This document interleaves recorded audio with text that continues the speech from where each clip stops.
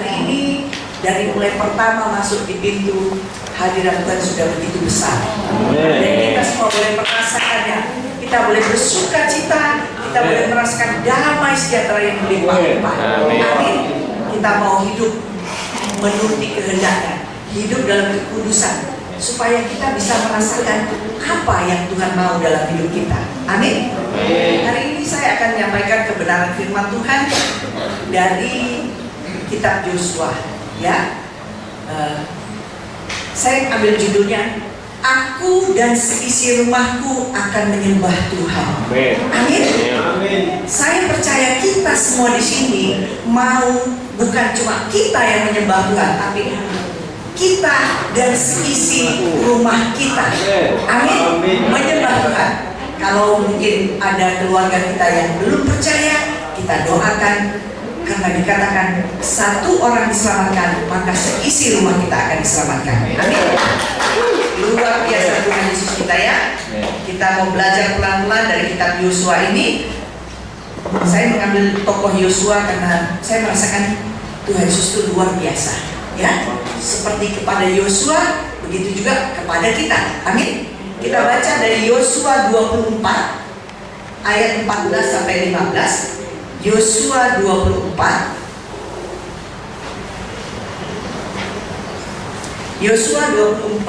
ayat 14 sampai 15. Wah, lebih cepat lagi layar yang ada ya. Kita akan baca bersama-sama. Dikatakan begini, dalam nama Tuhan Yesus. Oleh sebab itu, takutlah akan Tuhan dan beribadahlah kepadanya dengan tulus, ikhlas dan setia. Jauhkanlah Allah yang kepadanya nenek moyangmu telah beribadah di seberang sungai Efrat dan di Mesir, dan beribadahlah kepada Tuhan. Ayat 15. Tetapi jika kamu anggap tidak baik untuk beribadah kepada Tuhan, pilihlah pada hari ini kepada siapa kamu akan beribadah. Allah yang kepadanya nenek moyangmu beribadah di seberang sungai Efrat, atau Allah orang Amori yang negerinya kamu miangi ini. Tetapi aku dan seisi rumahku, kami akan beribadah kepada Tuhan. Amin.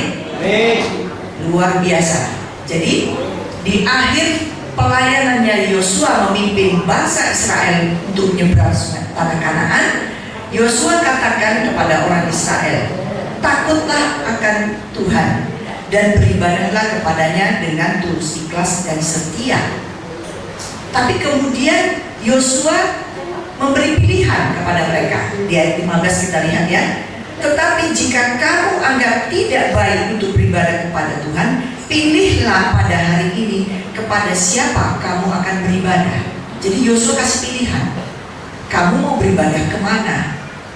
Dikatakan gini, apakah kamu akan beribadah seperti nenek moyangmu beribadah di seberang sungai Efrat, atau kamu akan ikut Allah orang Amori yang kamu diami? Tapi Yosua menegaskan kepada mereka, tetapi aku dan seisi rumahku akan beribadah kepada Tuhan. Amin. Tema GBI Miracle bulan ini itu keluarga yang berpusat pada Kristus. Tapi saya ambil dari kitab Yosua ini, dikatakan berpusat pada Kristus berarti kita mau beribadah kepada Tuhan. Amin. Jadi aku dan seisi rumahku akan beribadah kepada Tuhan. Amin. Nah, sekarang kita mau belajar pelan-pelan siapa sih Yosua ini. Saya percaya oma-oma, bapak ibu sekalian, banyak yang sudah membaca kitab ini ya. Kitab perjalanan Yosua, bagaimana Yosua menyeberangi sungai Yordan, bagaimana Yosua menghancurkan tembok Yeriko hanya dengan puji-pujian. Luar biasa ya. Jadi kita mau belajar siapa sih Yosua ini, kenapa dia dipilih Tuhan. Amin. Ya. Yang pertama kita lihat dari Ulangan 31 ayat 1 sampai 3. Siapa Yosua? Ulangan 31 ayat 1 sampai 3. Demikianlah bunyi firman Tuhan. Yosua sebagai pengganti Musa. Kita baca bersama-sama Ulangan 31 ya. Kemudian pergilah Musa lalu mengatakan segala perkataan ini pada seluruh orang Israel. Berkatalah ia kepada mereka, aku sekarang berumur 120 tahun. Aku tidak dapat diam lagi, dan Tuhan telah berfirman Sungai Yordan ini tidak akan kau seberangi.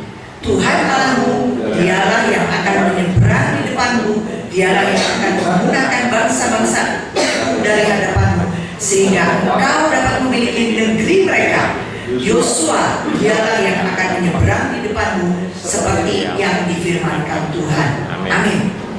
Jadi di sini dikatakan Yosua yang dipilih oleh Allah, dialah yang akan menyeberang di depanmu seperti yang difirmankan Tuhan.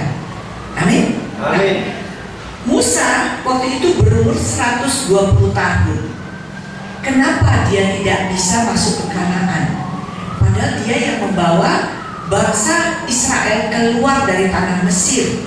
Tapi waktu itu, karena bangsa Israel ini bangsa yang tegar tengkuk, bangsa yang suka bersungut-sungut, kekurangan apa mereka teriak-teriak, marah sama Musa, sehingga Musa tidak bisa menahan emosi.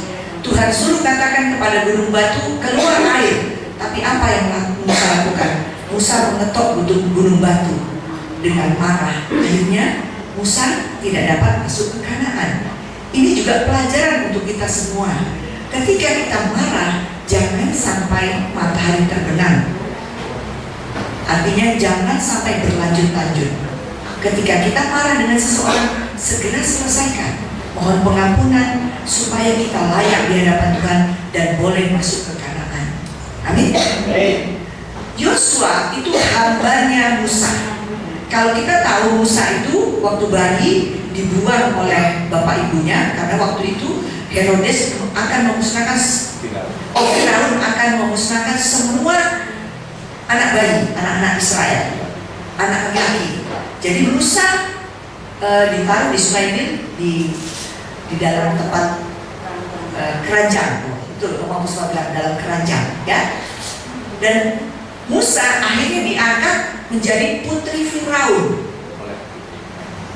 Ya, oleh putri Firaun diangkat menjadi anak putri Firaun. Ya, lebih jelasnya anak putri Firaun. Dan Musa dididik dan dibesarkan dengan pendidikan kerajaan. Artinya Musa pintar, Musa dididik berperang. Jadi sampai Musa itu seorang panglima perang di Mesir. Dia ahli. Beda dengan Yosua. Kalau Yosua itu cuma hambanya Musa, artinya budaknya Musa, suruhannya Musa. Tapi kenapa Tuhan memilih Yosua? Gak ada dalam sejarah Yosua orang yang berpendidikan, gak ada. Tapi Musa memang berpendidikan karena dia dididik di kerajaan Firaun. Tapi Yosua itu hanya seorang hamba. Tetapi kenapa Yosua dipilih Tuhan? Karena Yosua itu hamba yang setia. Maksud di sini menjadi hamba, yang pertama kita harus setia, tunduk kepada Tuhan kita. Kemudian yang kedua, bersedia dipimpin. Jadi Yosua ini bersedia dipimpin oleh Musa, walaupun dia bukan orang berpendidikan. Kemana Musa pergi, dia ikut.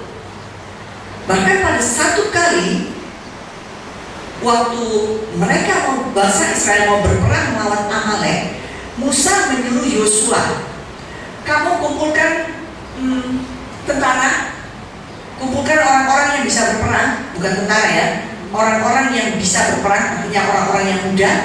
Aku akan naik gunung, aku akan mengangkat tanganku. Aneh kan? Kenapa bukan Musa yang memilih? Yosua disuruh memilih dari bangsa Israel. Apakah orang Israel itu tentara perang? Bukan. Bangsa Israel itu budak di tanah Mesir yang membuat batu bata. Apakah mereka bisa berperang? Gak bisa. Tapi Musa menyuruh Yosua, pilihlah orang untuk berperang. Siapa yang sesungguhnya berperang? Yang berperang itu sebenarnya Tuhan Allah, bukan mereka. Sehingga mereka tidak bisa menyombongkan diri. Karena waktu itu Musa cuma mengangkat tangan di gunung, sementara Yosua disuruh jadi panglima perang. Apakah Yosua bisa? Enggak bisa. Tapi Tuhan memimpin Yosua. Amin. Kita lihat sebentar di Keluaran 17. Keluaran 17 ayat ya. Keluaran 17 ayat 11 dikatakan begini.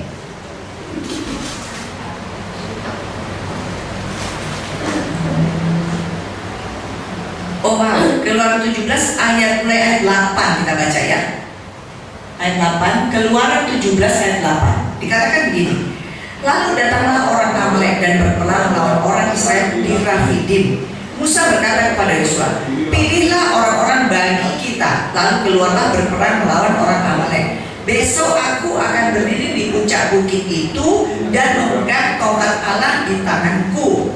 Lalu Yosua melakukan seperti yang dikatakan Musa kepadanya dan berperang melawan orang Amalek. Tapi Musa, Harun dan Hur naik ke puncak bukit, dan terjadilah apabila Musa mengangkat tangannya lebih kuatlah Israel, tetapi apabila ia menurunkan tangannya lebih kuatlah Amalek. Inilah yang terjadi sampai akhirnya tangan Musa penat, harus ditopang, dan mereka berperang sampai malam. Akhirnya bangsa Israel menang. Siapa yang berperang? Tuhan Allah, bukan mereka, karena mereka bukan prajurit. Musa cuma katakan pada Yosua, pilihlah orang-orang bagi kita, bukan tentara ya, karena mereka sejujurnya cuma budak di tanah Mesir, budak pembuat batu bata. Tapi Allah mengajari mereka. Yosua memimpin perang. Apakah Yosua panglima perang? Bukan. Tapi dia mau taat dan dia bersedia dipimpin. Dia diperintah Musa, dia manut. Dia diperintah Allah, dia manut.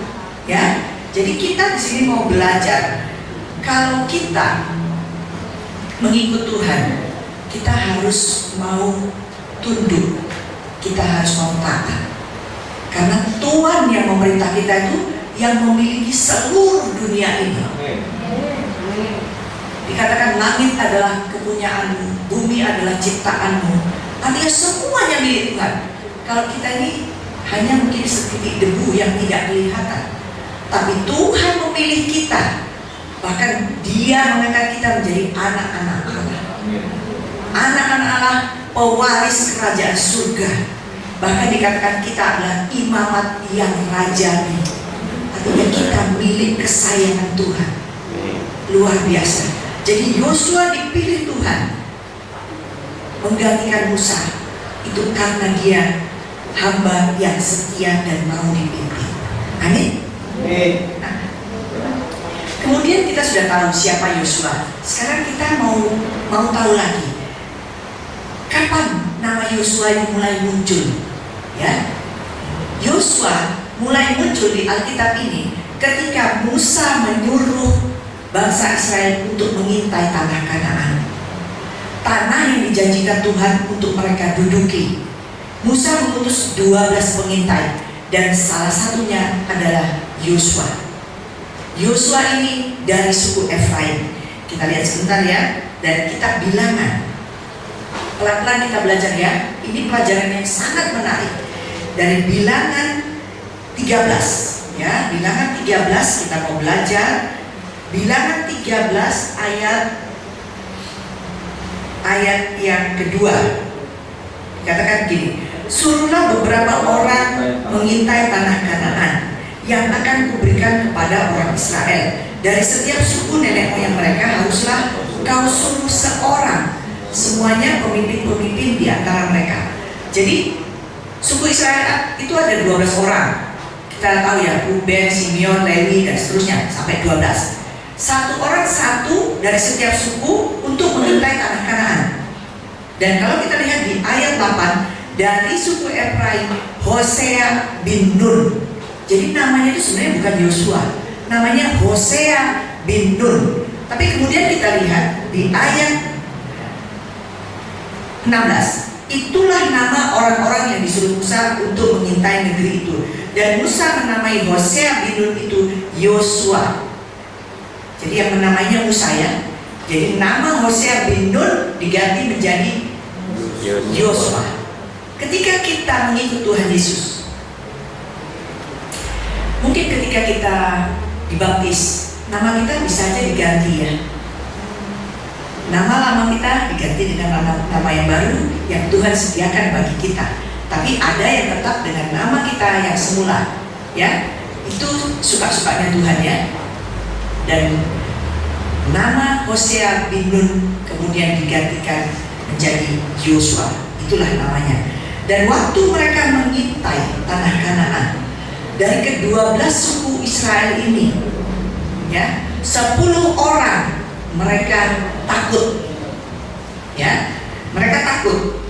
Dan dikatakan, tetap di Bilangan 13 ayat 27 dikatakan, mereka menceritakan kepadanya, kami sudah masuk ke negeri kemana kau suruh kami, dan memang negeri itu berlimpah-limpah susu dan madunya, dan inilah hasilnya.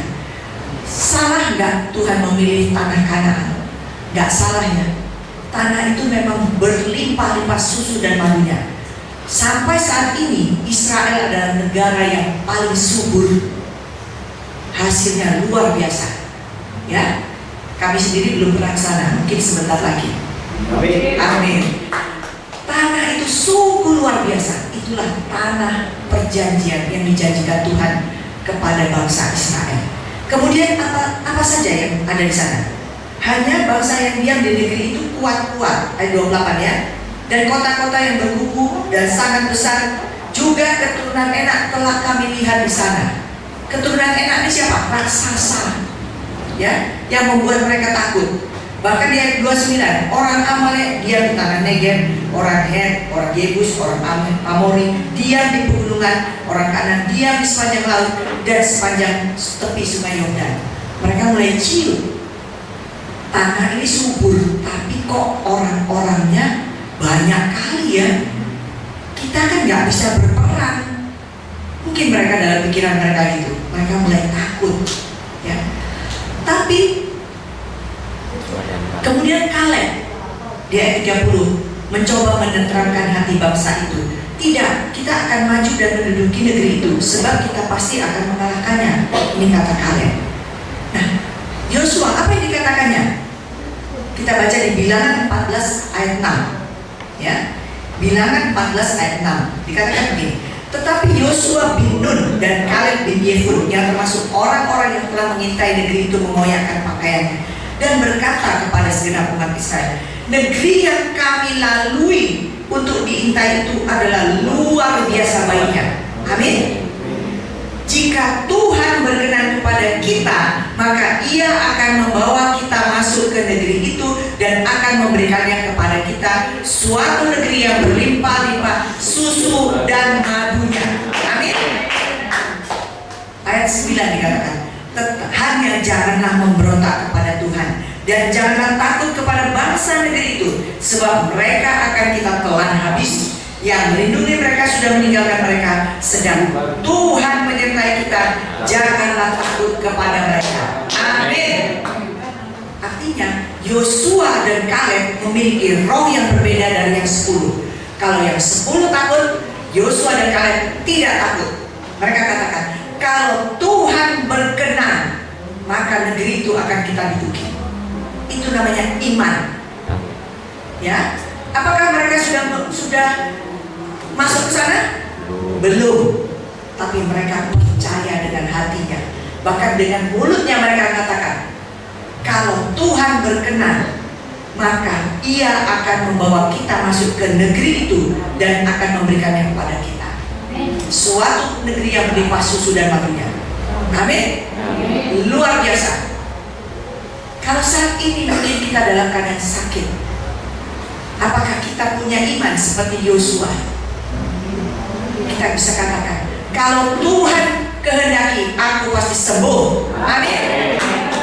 Kalau saat ini kita dalam kekurangan, apakah kita percaya seperti Yosua? Kalau Tuhan kehendaki, aku akan diberkati. Amin. Aku akan dapat pekerjaan, keluargaku akan dipulihkan. Amin. Makanya Yosua ini luar biasa. Dia punya iman yang teguh, tidak goyah. Ya. Jadi itulah Yosua. Nah, jadi kita sudah tahu siapa Yosua. Dia hamba yang setia. Kemudian dia hamba yang percaya. Dia tidak goyah. Ya. Nah, kemudian berikutnya kita akan belajar dari kitab Yosua. bagaimana Yosua pertama kali diberi perintah oleh Tuhan. Sebelumnya kan Musa yang harus memilih Yosua. Artinya Allah berfirman lewat Musa, ya, lewat Musa, dan Yosua ini tunduk kepada Musa karena dia hambanya Musa. Tapi kita mau belajar di sini ketika Yosua sudah dipilih menggantikan Musa, bagaimana pekerjaan Yosua? Kita belajar dari kitab Yosua 1, ya, ayat 1 sampai 9. Kita mau baca bersama-sama, ya.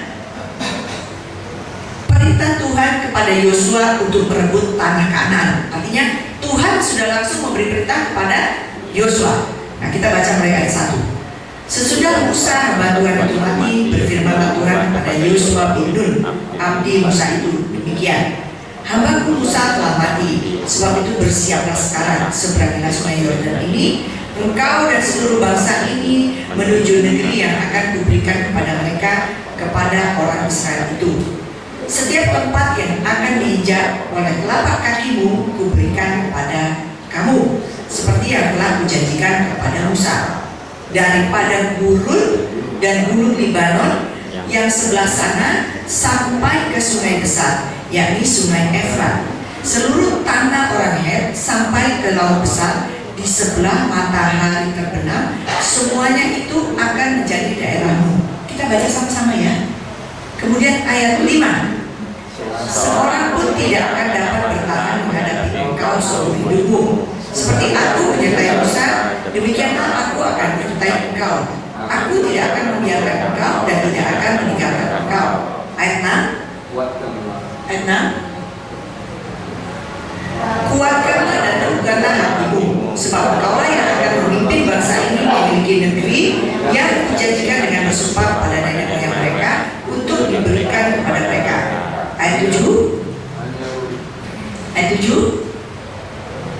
Hanya kuatkanlah dan teguhkanlah hatimu dengan sungguh-sungguh, dan bertindaklah hati-hati sesuai dengan seluruh hukum yang telah diperintahkan kepadamu oleh hamba Musa.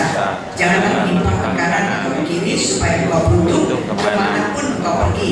Ayat 8. Janganlah engkau lupa akan perkataan kitab Taurat ini, tapi renungkanlah itu siang dan malam, supaya engkau bertindak hati-hati sesuai dengan segala yang tertulis di dalamnya. Sebab dengan demikian perjalananmu akan berhasil dan engkau akan beruntung. Ayat 9. Bukankah telah kuperintahkan kepadamu, kuatkanlah dan teguhkanlah hatimu, janganlah kecut dan tawar hati, sebab Tuhan Allahmu menyertai engkau kemanapun engkau pergi. Amin.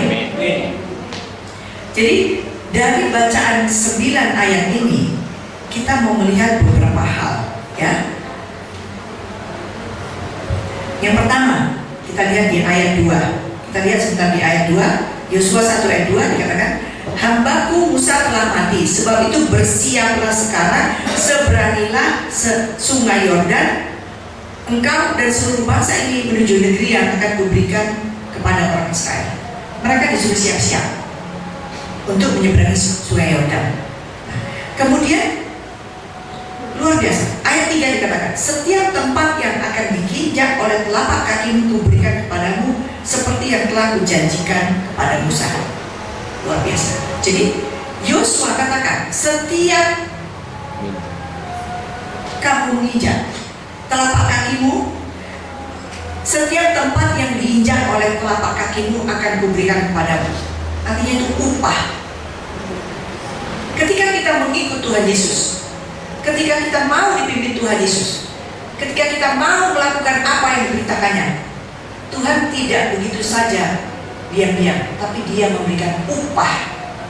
Sama pada Yosua, Dia memberikan upah, dan upahnya sangat besar. Kita lihat di ayat 4, upahnya apa? Dari padang gurun dan gunung Libanon yang sebelah sana sampai ke sungai besar, yakni sungai Efrat, seluruh tanah orang Het sampai ke laut besar di sebelah matahari terbenam, semuanya akan menjadi daerahmu. Luas sekali upah yang dijanjikan Tuhan kepada Yosua dan bangsa Israel ketika mereka mau dipimpin Tuhan. Bukan cuma itu, Mereka dapat upah. Kemudian mereka dapat apa? Mereka dapat perlindungan Tuhan. Ya, mereka dapat perlindungan Tuhan. Kita lihat sebentar di ayat ini. Ayat 5 dikatakan begini: seorang pun tidak akan dapat bertahan menghadapi engkau seumur hidupmu, sebab aku menyertai Musa, demikianlah aku akan menyertai engkau. Aku tidak akan membiarkan engkau dan tidak akan meninggalkan engkau. Amin. Amin. Ketika Tuhan menyuruh Yosua, Tuhan sediakan upah yang besar. Kemudian Tuhan menyertai dan melindungi. Bahkan dikatakan Tuhan tidak akan membiarkan Yosua dan tidak akan meninggalkan Yosua. Sama ketika Tuhan menyuruh kita, ikutlah aku, kata Tuhan, maka Tuhan akan memberikan kita upah yang besar. Tuhan akan melindungi kita, Tuhan akan menyertai kita, Tuhan tidak akan meninggalkan kita. Amin. Luar biasa Tuhan Yesus, ya. Nah, kita mau terus belajar, ya. Kita lihat Allah kita itu setia, Allah kita itu adil, Allah kita itu tidak pernah bisa mengingkari janjinya, karena Dia setia. Kita lihat sebentar di Mazmur 145 ayat 17. Mazmur 145 ayat 17 dikatakan begini. Mazmur 145 ayat 17 dikatakan begini: Tuhan itu adil dalam segala jalannya dan penuh kasih setia dalam segala perbuatannya. Artinya Allah kita setia, Allah kita adil. Ya. Kalau kita membaca Perjanjian Lama, banyak tokoh-tokoh yang luar biasa, seperti Abraham. Dia berjanji kepada Abraham, pergilah dari tanah Kasdim. Tuhan katakan, aku akan menjadikan kamu bangsa yang besar, aku akan memberkati engkau. Janji itu ditepati? Ya. Tapi setelah Abraham menunggu selama 25 tahun, baru dia melahirkan Ishak. Jadi ketika kita mengikut Tuhan Yesus, ya, ketika kita percaya kepadanya, maka ada penantian bagi kita. Kita harus tetap setia, ya. Mungkin ada keluarga kita yang belum bertobat. Terus berdoa, terus. Karena Allah kita setia, Dia pasti menepati janjinya. Dan waktu Tuhan adalah yang terbaik. Amin. Nah, kemudian dari kitab Yosua ini kita mau belajar apa lagi? Di sini ada 3 kali Allah mengatakan kepada Yosua, kuatkanlah dan teguhkanlah hatimu. Bukan cuma satu kali ya, 3 kali. Kenapa Tuhan katakan begitu? Karena Tuhan tahu Yosua itu seorang hamba, bukan orang berpendidikan dan tidak terlalu kuat. Tapi Tuhan katakan kuatkanlah dan teguhkanlah hatimu. Artinya apa? Kekuatan Yosua datangnya dari Tuhan. Sama seperti ketika kita mungkin lemah, Tuhan katakan kuatkanlah dan teguhkanlah hatimu. Ya, karena kekuatan kita sesungguhnya datang dari Tuhan. Amin. Kita lihat beberapa ayat yang mengatakan kuatkanlah dan teguhkan hatimu. Ayat 6 pertama, Yosua 1 ayat 6 dikatakan begini: kuatkan dan teguhkan hatimu, sebab engkau akan memimpin bangsa ini memiliki negeri yang kujanjikan dengan sumpah pada nenek moyang mereka untuk diberikan kepada mereka. Ayat 7, hanya kuatkanlah dan teguhkanlah hatimu dengan sungguh-sungguh. Ditambah lagi dengan sungguh-sungguh. Bukan cuma kuatkan dan teguhkan hatimu, tapi di ayat 7 dikatakan kuatkan dan teguhkan hatimu dengan sungguh-sungguh. Amin. Amin. Bahkan di ayat 9 sekali lagi dikatakan, bukankah telah kuperintahkan kepadamu, kuatkan dan teguhkan hatimu, jangan kecut dan tawar hati, sebab Tuhan Allahmu menyertai engkau kemanapun engkau pergi. Sekali lagi Tuhan mengingatkan, kuatkan, teguhkan hatimu, jangan kecut dan tawar hati, sebab Tuhan Allah menyertai Yosua. Jadi di sini kita mau belajar. Kadang dalam penantian kita, dalam pergumulan kita, dalam sakit penyakit kita Mungkin kita bertanya kepada Tuhan, Tuhan kenapa aku belum sembuh? Tuhan kenapa aku sampai sekarang hidupku masih begini-begini saja? Tuhan kenapa anakku belum kau pulihkan? Pertanyaan itu selalu muncul di dalam hati kita ketika kita mengalami permasalahan. Tapi di sini kita mau belajar dari Yosua. 3 kali Tuhan mengatakan kepadanya, kuatkan dan teguhkan hatimu dengan sungguh-sungguh. Jangan kecut dan tawar hati, aku menyertai engkau. Amin. Pernyataan itu juga diberikan kepada kita ketika kita mengalami masalah. Amin. Kemudian apalagi yang diulangi Tuhan sampai 2 kali? Dikatakan bertindaklah dengan hati-hati. Ya. Di ayat 7 dikatakan, hanya kuatkanlah dan teguhkanlah hatimu dengan sungguh-sungguh, bertindaklah dengan hati-hati sesuai dengan hukum yang diperintahkan kepadamu oleh hambaku Musa. Jangan menyimpang ke kanan atau ke kiri, supaya engkau beruntung kemanapun engkau pergi. Amin. Jadi Yosua sudah disuruh kuatkan dan teguhkan, suruh bertindak hati-hati sesuai dengan hukum yang sudah diberikan Tuhan kepada Musa di Gunung Sinai. Kita sudah tahu ya. Dan jangan menyimpang ke kanan atau ke kiri. Kemudian sekali lagi Tuhan katakan bertindak hati-hati. Ayat 8, janganlah engkau lupa memperkatakan kitab Taurat ini, tetapi renungkanlah itu siang dan malam, supaya engkau bertindak hati-hati sesuai dengan segala yang tertulis di dalamnya. Sebab dengan demikian perjalananmu akan berhasil dan engkau akan beruntung. Jadi ketika kita berjalan mengikuti Tuhan, kita bertindak dengan hati-hati sesuai dengan hukum, tidak menyimpang ke kanan dan ke kiri, maka Tuhan akan memberikan kita upah. Amin. Upah yang besar dan perjalanan kita akan berhasil. Amin. Amin. Tuhan Yesus itu sungguh luar biasa. Pertama kali saya secara pribadi mendengar dari Tuhan 2 kali pernyataan untuk mengembalakan di tempat ini. Saya masih nggak yakin apa iya ya Tuhan. Umur waktu itu mendekati 60. Kemudian saya dengan suami berdoa, ternyata ini yang Tuhan kasih. Mula-mula di tempat ini kita melihat hal yang sangat menyedihkan ya. Gereja ini sudah hampir tutup 3 hari lagi. Nggak bisa bayar sewa, jemaatnya habis, nggak ada orang lagi, tinggal pekerja, dan jemaatnya mungkin tinggal 2, yang lainnya semua pekerja, tidak ada orang. Tapi saya dan suami belajar taat, belajar melangkah seperti Yosua. Ketika mau dipimpin Tuhan, ketika melangkah, maka Tuhan bukakan satu. Oh iya, terima kasih Tuhan Yesus. Kemudian ketika melangkah lagi, Tuhan buka lagi hal baru. Dan Tuhan diteguhkan. Bahkan on air worship bisa manggung di kayu tangan heritage. Itu semua adalah kemurahan Tuhan. Dan itu sebenarnya visi suami saya 2 tahun yang lalu. Tapi semuanya digenapi. Jadi ketika kita melangkah bersama dengan Tuhan Yesus, ya, kita bertindak hati-hati sesuai dengan firman Tuhan, maka Tuhan memberikan upah.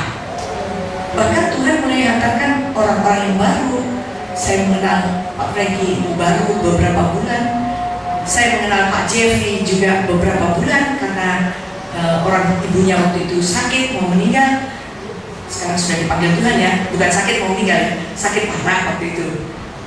Tuhan Yesus baik, ibu sudah dibawa ke surga. Saya ketemu dengan Ibu Sulis sudah lama.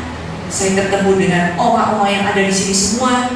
Itu semua karena kasih dan kemurahan Tuhan, bukan karena kami hebat. Kalau dilihat umur kami sudah umur pensiun, seharusnya sudah tenang-tenang di rumah, jalan-jalan nyambangi cucu ke sana kemari terus ya. Tapi belum, kata Tuhan. Kita masih harus bekerja melayani Raja di atas segala raja. Amin.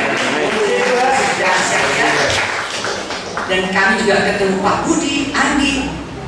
Bukan kebetulan semuanya. Tuhan memang bawa kita di tempat ini untuk memuliakan nama Tuhan.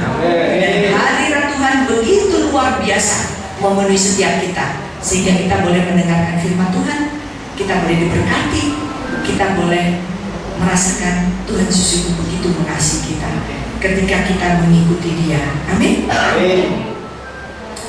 Jadi hari ini kita diingatkan beberapa hal, ya.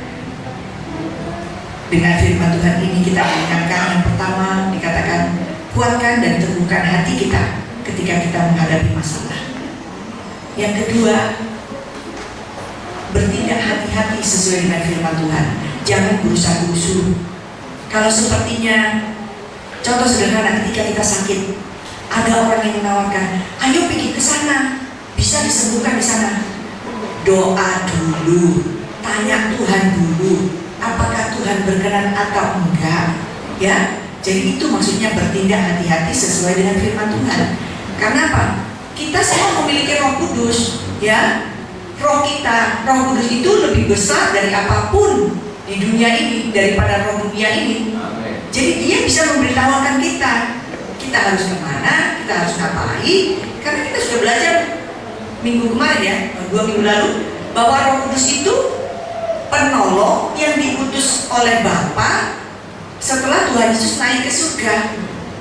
Penolong dalam apa? Penolong dalam segala sesuatu. Amin. Dan yang kedua, Roh Kudus mengingatkan kita akan kebenaran, akan firman Tuhan. Kalau mengingatkan segala sesuatu, contoh sederhana, kunci, kita lupa naruh kunci sepeda motor misalnya. Kita bisa tanya, Roh Kudus, aku naruh kunci tapi di mana ya? Nanti Roh Kudus akan ingatkan. Makanya dikatakan Roh Kudus itu penolong dalam segala sesuatu. Jadi kita mau belajar dengan benaran, ya. Jangan orang bilang, oh di sana bisa berobat manjur gratis. Jangan percaya dulu, tanya Tuhan dulu, ya. Itu hari ini kita diingatkan itu. Kemudian ketika kita menghadapi masalah, kita harus kuat. Jangan kecut, jangan tawar hati. Kalau misalnya kita menyerah, ternyata besok kita sudah dijawab Tuhan, nyesel nggak? Nyesel, ya, sudah nunggu bertahun-tahun, berdoa bertahun-tahun, misalnya ya supaya anak kita bertobat, tiba-tiba kita malas berdoa. Saudara, Tuhan, udah capek aku berdoa. Kita nggak tahu kalau besok Tuhan jawab. Jadi kita nggak boleh jemu-jemu berdoa. Jangan kecut, jangan tawar hati. Amin. Tuhan Yesus itu luar biasa. Dia mendidik kita, menolong kita sesuai dengan karakter kita. Kalau kita keras, ya, orang yang keras, mungkin kita harus dibanting dulu. Habis dibanting, oh iya Tuhan, ampun Tuhan, udah balik lagi. Belum lagi bertobat, banting lagi. Ya, karena apa ya? Karena Tuhan sayang sama kita semua sih. Ya, Tuhan gak mau kita masuk neraka. Dia mau kita masuk surga. Amin. Nah, jadi pastikan nama kita tercatat di kitab kehidupan. Amin. Apakah keselamatan itu bisa hilang? Bisa. Kalau kita mendukakan Roh Kudus. Tapi ada beberapa yang mengatakan keselamatan itu tidak bisa hilang. Tapi menurut firman Tuhan yang saya pelajari, keselamatan itu bisa hilang kalau kita mendukakan Roh Kudus. Kalau terus kita diinginkan nggak mau, kita menyakiti Tuhan terus, akhirnya apa? Kita lupa sama Tuhan. Akhirnya kita jalan menurut pikiran kita sendiri, bukan jalan dipimpin Roh Kudus. Ya, jadi pastikan nama kita tercatat di kitab kehidupan. Amin. Ketika kita berjalan mengikuti jalan Tuhan, makin lama jalan kita itu makin kuat, kita makin semangat, ya, kita terus mengasihi. Kenapa? Kita mau dipimpin seperti Yosua tadi, sampai kita menghadap Tuhan di surga. Amin. Nah, kita baca ayat yang terakhir, ya, Mazmur 84 ayat 7. Dikatakan begini, Mazmur 84 ayat 7. Dikatakan begini,